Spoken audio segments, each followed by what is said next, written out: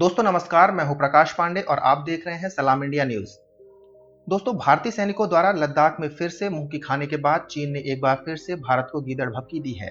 चीन के सरकारी अखबार ग्लोबल टाइम्स से ये खबर सामने निकल कर आई है, जिसमें कहा गया है कि चीन भारत को गंभीर सैन्य नुकसान पहुंचा सकता है और भारत किसी भ्रम में ना रहे, क्योंकि उसे वाशिंगटन से कोई भी मदद नहीं मिलेगी। जी हां दोस्तों, भारत और चीन के बीच चल रहे विवाद को लेकर चीनी अखबार ग्लोबल टाइम्स से ये बड़ी खबर सामने निकल कर आई है, जिसमें अमेरिका का भी जिक्र करते हुए ये कहा गया है कि अमेरिका से भी भारत को कोई मदद नहीं मिलेगी और अगर भारत ऐसा सोचता है तो ये उसकी बड़ी भूल होगी। गलवान के बाद एक बार फिर हिंदुस्तान के बलवानों ने चीन को पटखनी दी है, जिसमें ये खबर भी सामने निकल कर आ रही है कि 29 और 30 अगस्त को हुई झड़प में फिर से भारतीय सैनिकों द्वारा चीनी सैनिकों को मार गिराया गया है, जिससे चीन बौखलाहट में आकर कुछ भी बोल रहा है। दोस्तों, कुछ महीने पहले भी जून में गलवान घाटी में भी चीन ने ऐसी ही कोशिश की थी, जिसमें भारत चीन सैनिकों के बीच हुई झड़प में लगभग 40 चीनी सैनिक मारे गए थे। हालांकि इसमें भारतीय सैनिकों की भी शहादत हुई थी।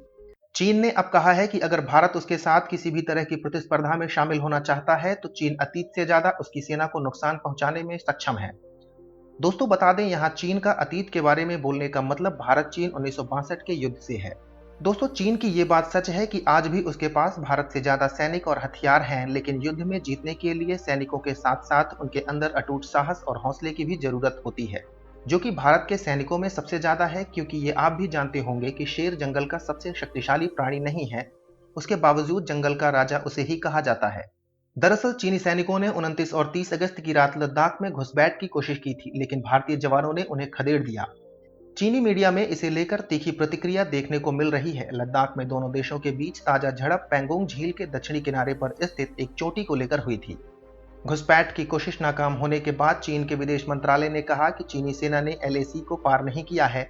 इसी दिन चीनी सेना के प्रवक्ता ने मांग की थी कि भारत अपनी सेना पीछे हटाए। चीन ने भारतीय सेना पर अवैध तरीके से अपनी सीमा में प्रवेश करने का आरोप भी लगाया था। ग्लोबल टाइम्स ने अमेरिका के समर्थन का भी जिक्र किया है। इसमें कहा गया है कि भारत को अमेरिका के समर्थन को लेकर किसी भी तरह का भ्रम पालने की जरूरत नहीं है और न ही चार देशों के साथ गठबंधन के तहत रणनीतिक सहयोग बढ़ाने की। चीन भारत का मुद्दा द्विपक्षीय मुद्दा है और अमेरिका सिर्फ शाब्दिक तौर पर ही भारत का समर्थन कर सकता है। अमेरिकियों के दिमाग में चल रहा है कि भारत और चीन एक दूसरे में व्यस्त रहें, ताकि भारत को अमेरिका की चीन को रोकने की रणनीति में अहम मोहरा बनाया जा सके।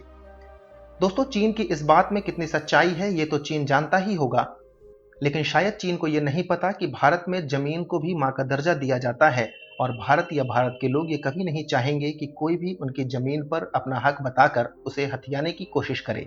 तो दोस्तों, अभी के इस वीडियो में फिलहाल इतना ही। तमाम अपडेट के लिए बने रहिए सलाम इंडिया न्यूज के साथ।